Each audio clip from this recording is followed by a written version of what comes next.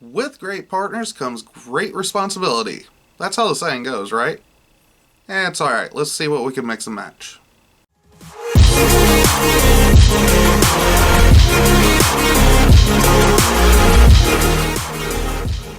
What is up, Commander players? My name is Matt and you're watching Top Commanders. So, on my last video, we did a top 10 list of the non-partner commanders, which was kind of a pain trying to slim that list down from 30 brand new commanders that alone don't have partner.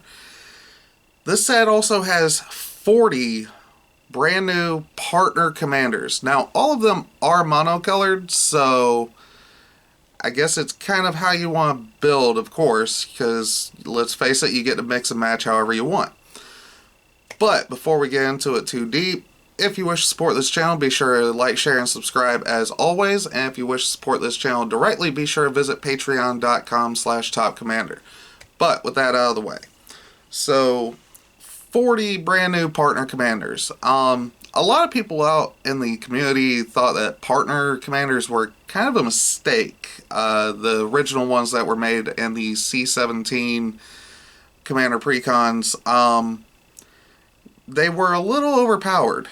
They were all 2 colors, opened up 4 color decks. CEDH is one of their best decks is Tymna Thrasios.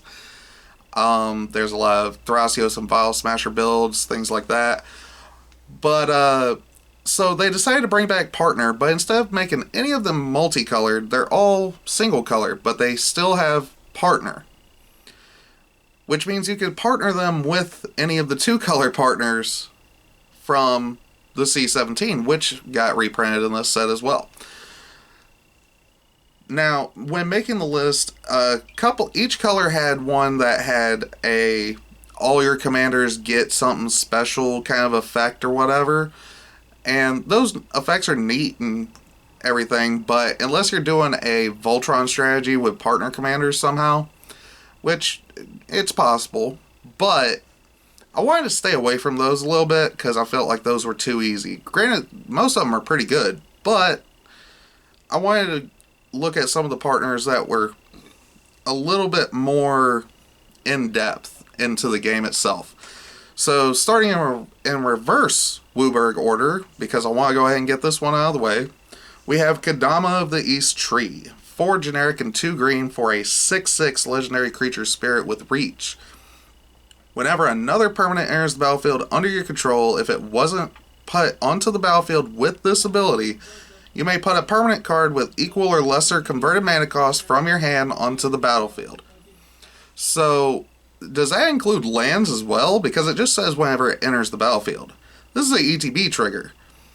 Now, granted, I mean, you can run Panharmonica in this, and you can get double ETB triggers for when creatures come into play and everything, but which I feel like that would be absolutely nuts. But does this also count for lands? Because it just says enters the battlefield and equal or lesser converted mana cost, and lands, I believe, have a CMC of 0. If this works the way I think it does, somebody please verify that in the comments, because this is insane. Granted, they made it 6 CMC, so that should alleviate it a little bit, but they put it in green. I feel like green has gotten way too much support lately. But this definitely had to be on the list. It's definitely powerful. Very much, just, yeah. There's nothing else to really be said about it. It's super good. And the fact that it can partner with any partner commander kind of makes it a little bit scary to see what's going to come next with this. But on to some lighter notes, because that was the main powerhouse that I wanted to go ahead and get out of the way, because everybody saw that one coming. Kamahl, Heart of Krosa, 6 generic and 2 green for a 5/5 legendary creature human druid. At the beginning of combat on your turn, creatures you control get +3/+3 and gain trample until end of turn, so overrun. Pay 1 and a green until end of turn. Target land you control becomes a 1/1 elemental creature with vigilance, indestructible, and haste. It's still a land. This is also a partner. So, The fact that he costs 8 mana, I feel like that made this a little bit more fair, obviously. But by the time you get to 8 or 9 mana, you're putting out 2 or 3 of these elemental land creatures, and then move to combat, and all creatures you control get +3/+3 and trample. So Kamal himself becomes an 8/8 with trample, and then your plants become 4/4s with vigilance, indestructible, trample, and haste. That's a bit nuts. But again, I feel like it's rightfully costed at 8.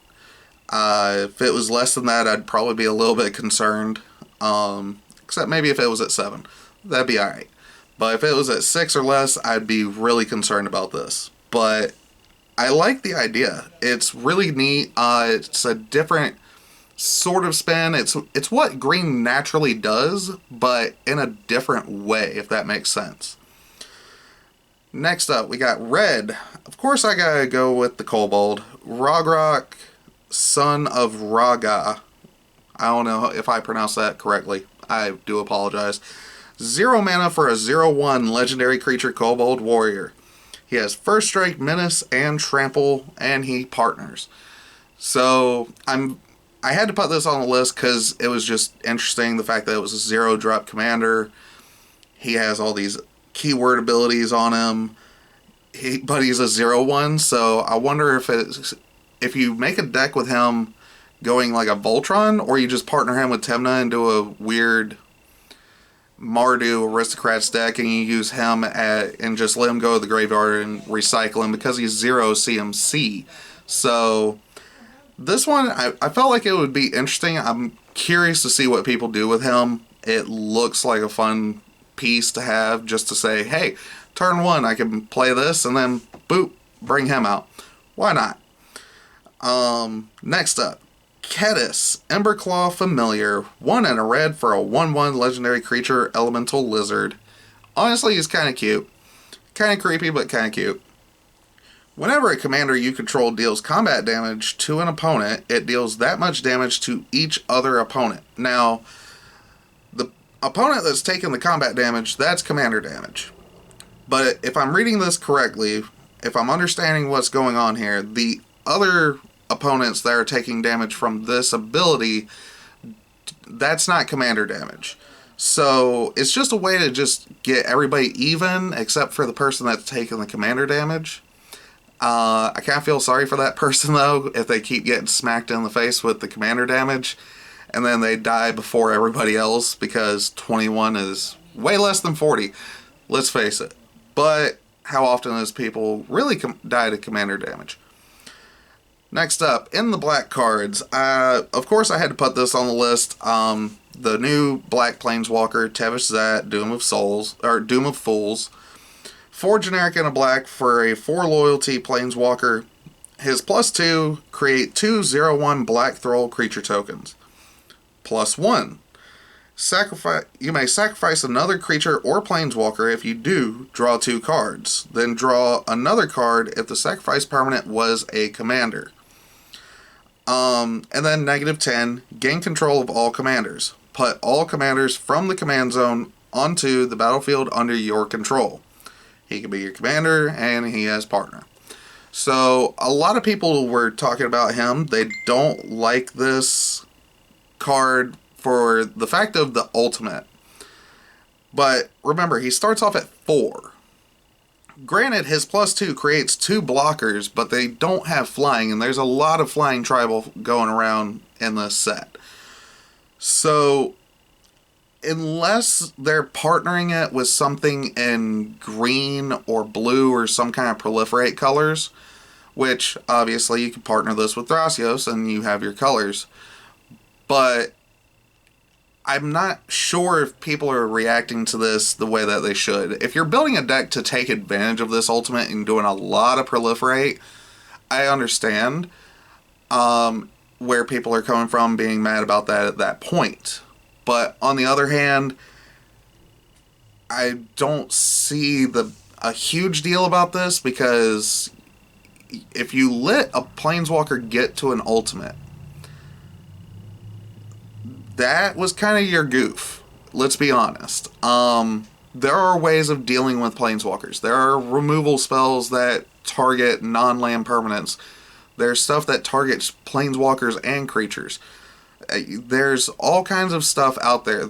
Red has a lot of burn damage that you can just throw at this thing. I don't really understand why people are so upset about this card. Granted, yes, if the ultimate goes off, it's really messed up. I do understand. But it still has to get to 10. You're better off trying to ultimate Ugin the Spirit Dragon. Let's face it. But I still think that the design space is kind of neat. It's cool. It's something that we really haven't seen before, right? Because of the fact that you can pull commanders out of their command zone, your opponent's commanders out of the command zone, and put them into play. That's why it made the top 10 list on this video.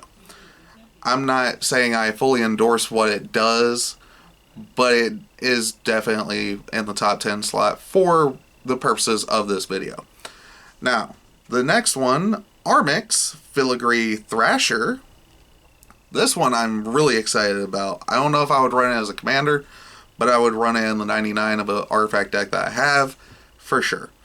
2 generic and a black for a 3/2 legendary artifact creature golem.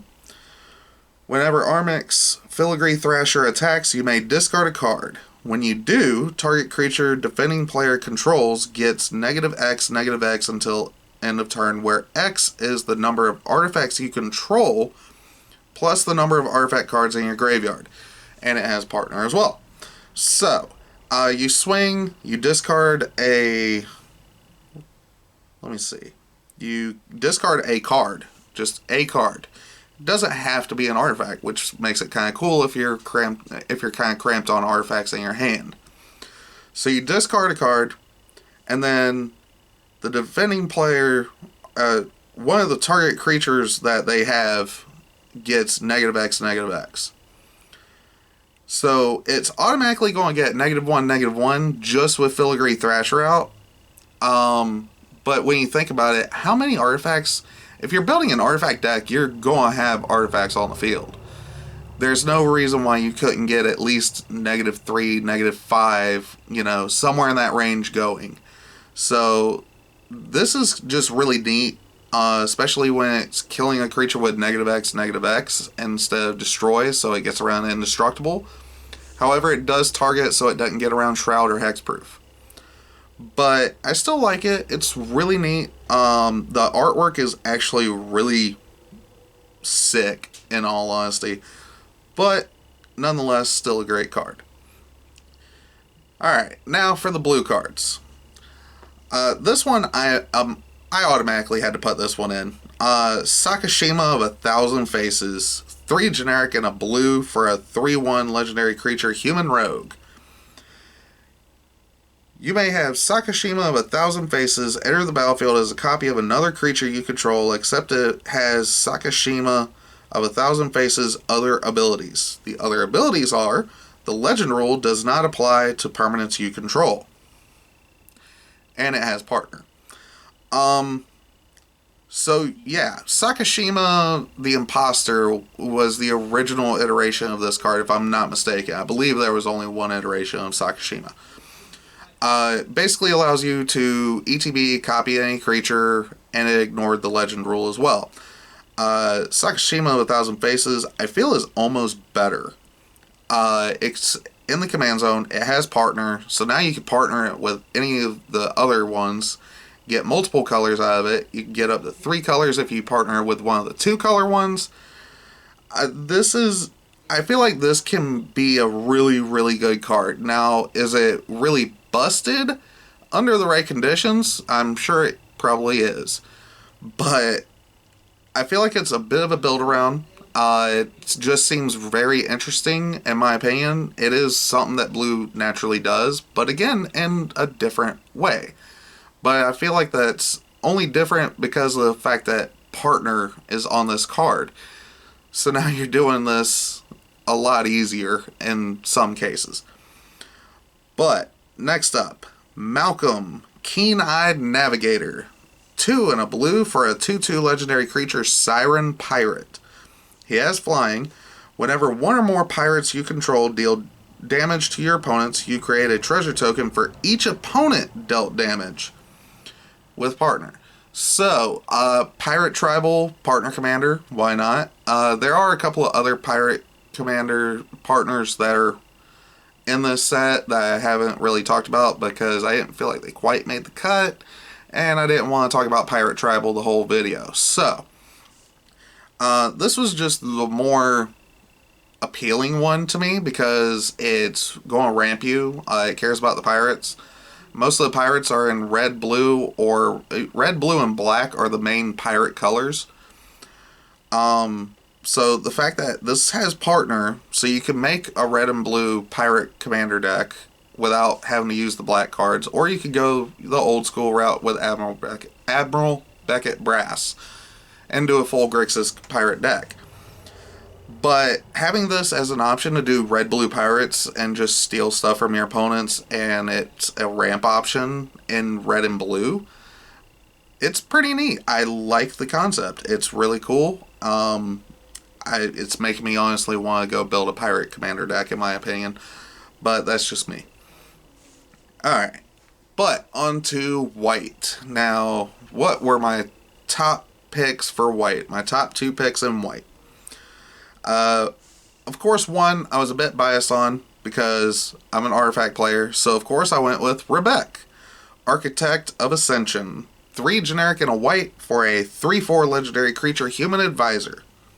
Or human artificer, I'm sorry, not an advisor. Artifacts you control have protection from each converted mana cost among artifacts you control. Now, what does that mean? Okay, well, you're playing an artifact deck. Let's say you have a Soul Ring, a Talisman, which costs 2, Soul Ring costs 1. Maybe you have a Sword of Feast and Famine that costs 3. Well, all of your artifacts have protection from anything that is CMC 1, 2, and 3. That's simple. That's how that works. That is literally all that she wrote. I really like this, and I don't know, again, this is one that I really like, but I don't know if I would actually build it as the commander. I would probably just put it as, like, in the 99 of an artifact deck as an extra layer of protection for artifacts. But the fact that this is a partner commander, I mean, pair this up with Silas Wren's Secret Adept.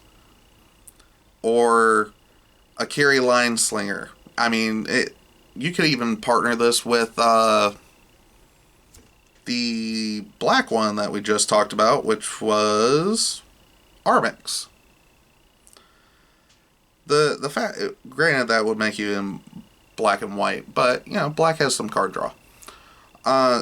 But yeah, this is just really, really cool. It's very much what white does. It's a blanket of protection. This, I feel, is just a little on the high end of blanket of protection, especially for artifacts. Artifacts have some crazy amounts of cards that support artifacts that are not artifacts, to the point that if you put all of those in a deck, you won't have room for artifacts. So you just kind of got to pick and choose what you're going to run with an artifact deck. Just remember that. Alright, next up. The last pick that I decided to go with for white was Livio, Oathsworn Sentinel. 1 and a white for a 2/2 legendary creature, Human Knight. Pay 1 and a white, choose another target creature. Its controller may exile it with an Aegis counter on it. May exile the creature.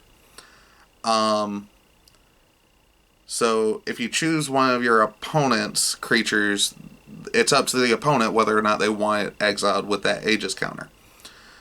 However, it does have another ability, 2 and a white, tap it, return all exiled cards with Aegis counters on them onto the battlefield under their owner's control with partner.